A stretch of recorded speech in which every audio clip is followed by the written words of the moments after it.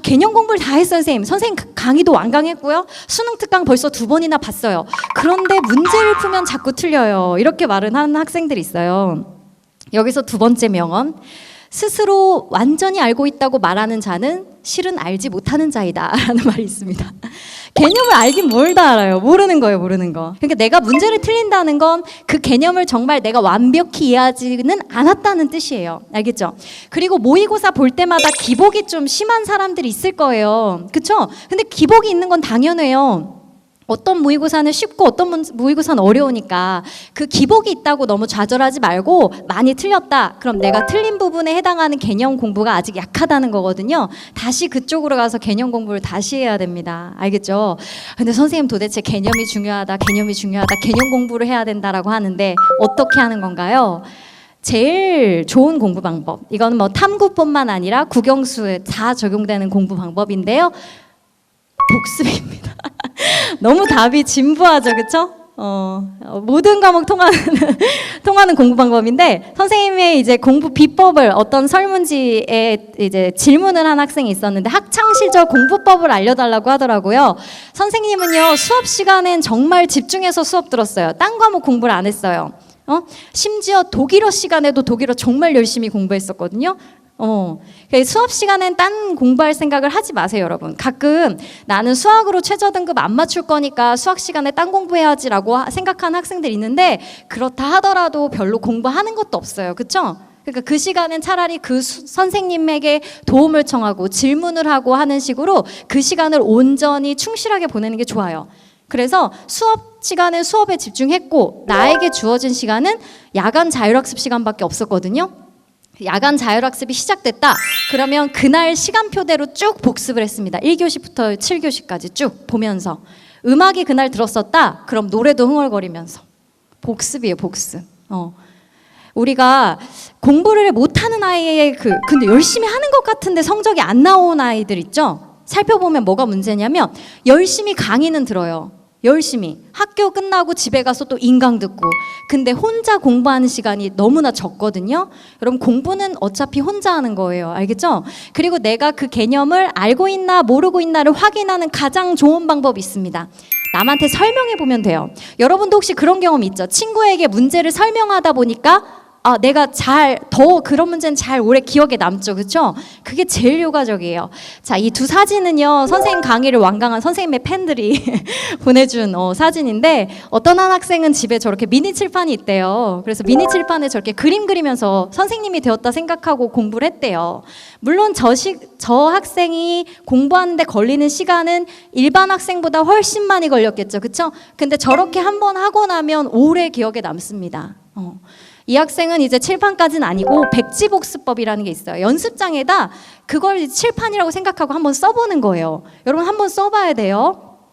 우리가 강의를 듣고 난 후에 한 2시간 후면 60%를 망각하게 되어 있습니다. 그게 우리 뇌의 정상적인 패턴이에요. 그러니까 2시간이 지나기 전에 그 내용을 다시 봐야 되고 단기 기억에서 장기 기억으로 가는 가장 핵심적인 것은 유의미화예요. 유의미화. 의미가 있어야 돼요. 단순 암기하면 안 된다는 뜻이에요. 자, 그래서 탐구 과목은 어떻게 공부하면 될까 하면 네, 외워야죠, 선생님. 외워야죠. 이렇게 얘기하는데요. 단순 암기가 아니라 이해를 먼저 한 후에 외워야 돼요. 어떤 학생이 또 수강호기에 단순 암기와 이해를 기반으로 한 암기가 뭐가 다릅니까? 이렇게 물어보더라고요. 다르죠, 그렇죠? 그 내용을 이해하고 아까 뭐 총광합성량, 순광합성량, 호흡량이 뭔지 이해를 하고 그 다음에 외워야 된다는 거예요. 선생님도 탐구는 외워야 된다는데 동의하는데요. 외우기 전에 먼저 이해를 해야 된다라는 거 강조하고요. 그 후에는 반복입니다.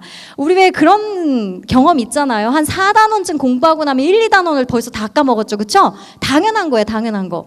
계속 반복하세요. 몇 번 돌렸느냐가 중요합니다. 마지막에는. 자, 탐구 과목 선생님이다 보니 이런 질문 많이 하더라고요. 선생님 지금 탐구 과목 바꾸기엔 너무 늦었죠?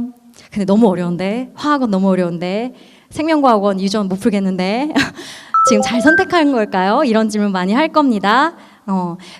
뭐라고 대답할 것 같아요, 선생님이? 웬만하면 안 바꿨으면 좋겠어요. 왜냐면 우리가요 처음에 선택한 게요 최선의 선택일 수 있어요. 왜 사람이 많이 생각한다고 현명한 선택을 내리는 건 아니거든요.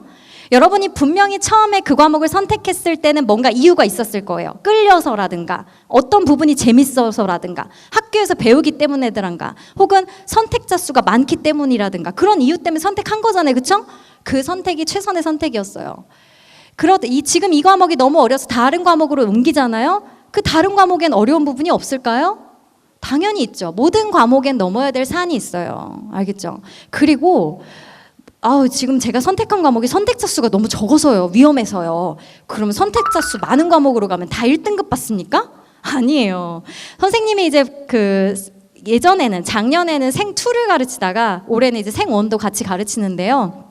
2 과목을 선택한다고 하면 일단 선생님 말려요. 아니, 하지 마. 아무나 하는 게 아니야. 이렇게 말리거든요. 근데 그렇게 말려도 꼭 하는 애들이 있더라고요. 그 애들은 정말 의지가 강한 애들이에요.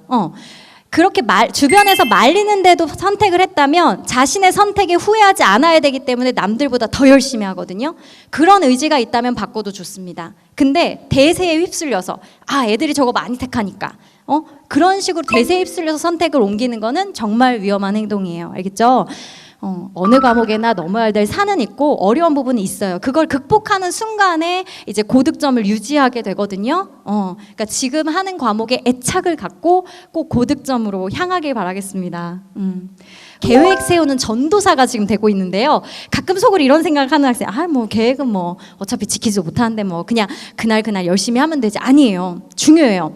어떻게 세우냐? 네, 어떻게 세우냐면 일단요, 수능 날까지 남은 날들을 한 장 달력으로 만드세요. A4 용지 한 장으로도 만들 수 있고 혹은 뭐 큰 종이 B5에다 만들어 좋아요. 그렇게 해서 달력을 만드세요. 그런 달력 중에는 뭐 내가 놀고 싶은 날도 하루 있을 수 있죠. 우리가 공부하는 기계도 아닌데 그런 날은 한번 이제 자기가 만들어 놓는 거예요. 그날 진짜 신나게 놀게. 그런 날도 좀 만들어 놓고 또 학교에 나가는 날이 있고 또 안 나가는 날이 있고 그렇죠. 그럴 때는 공부 시간이 달라지거든요. 그러니까 각 날짜별로 몇 시간이나 공부할 수 있을까? 공부할 수 있는 시간들을 한번 카운트 해보는 겁니다. 그렇게 한 후에 내가 수능 때까지 국영수 그리고 한국사도 보죠, 여러분. 한국사, 탐구 하나, 탐구 2 이게 하루에 얼마 동안 공부할 수 있는지를 다시 계획을 하루하루 짜는 거예요. 시간이 아마 오래 걸릴 거예요.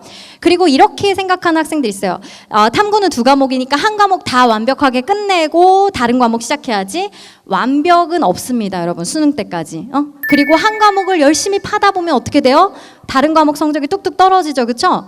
매일매일 조금씩이라도 해야 돼요. 매일매일 국영수, 탐구 2 과목, 한국사를. 알겠죠? 그렇게 해서 하루하루 공부할 분량을 정하고 그 계획을 지켜나가면 돼요.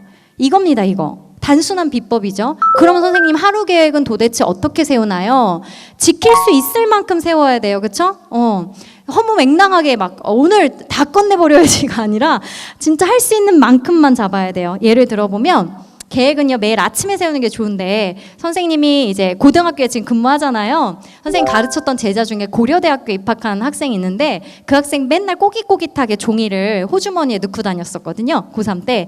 그래서 그게 뭐야 하고 보여달라고 했더니 그날 뭐 할지 1, 2, 3, 4 이렇게 적어놨더라고요. 쭉. 그걸 자기는 아침에 일어나자마자 학교 책상에 앉으면 제일 먼저 하는 일이 그거래요. 그렇게 해서 왜 수업 안 나가고 왜 자습하는 시간도 있고 그렇잖아요. 고3 학생들 이제 자습 시간이 점점 많아질 겁니다. 그렇게 해서 나에게 공부할 수 있는 시간이 더 생겼다. 그럼 이제 하나씩 지워 나가는 거죠. 할 때마다.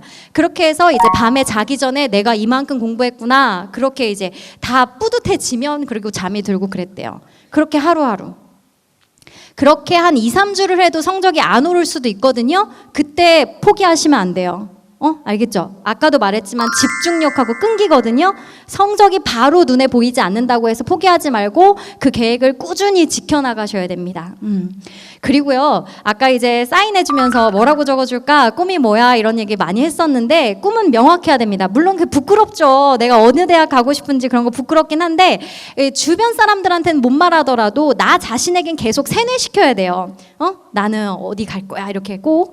그래서 자기의 계획표 앞에 내가 이루고 싶은 꿈, 가고 싶은 대학, 학과를 매일매일 쓰다 보면 왜 그런 말 있잖아요. 생생하게 꿈꾸면 온 우주가 그 꿈이 이루어질 수 있도록 도와준다는 말이 있거든요. 여러분 스스로에게도 계속 꿈을 상기시켜야 됩니다. 그리고 3번째가 제일 중요한데요. 몇 시부터 몇 시까지 생명과학 공부해야지가 아니에요. 굉장히 구체적으로 세워야 돼요. 예를 들면 뭐 10시부터 12시까지 내가 생명과학 1을 할 건데 일단 수업 시간에 선생님하고 했던 학습지 먼저 복습할 거고 수능 특강 풀 거고 수능 완성 풀 거야. 이런 식으로. 그럼 하다 보면 이게 몇 시간쯤 걸리는지 계산이 되죠. 그쵸? 그런 식으로 하루 계획을 세우는 겁니다. 구체적으로. 그리고 지켰으면 아주 두껍게 힘차게 밑줄을 그어 가세요. 그 밑줄을 쳐 내려가면서 여러분의 실력이 서서히 급격하게 아니고 서서히 오르니까요. 자신을 믿고 수능 때까지 끝까지 하시는 겁니다.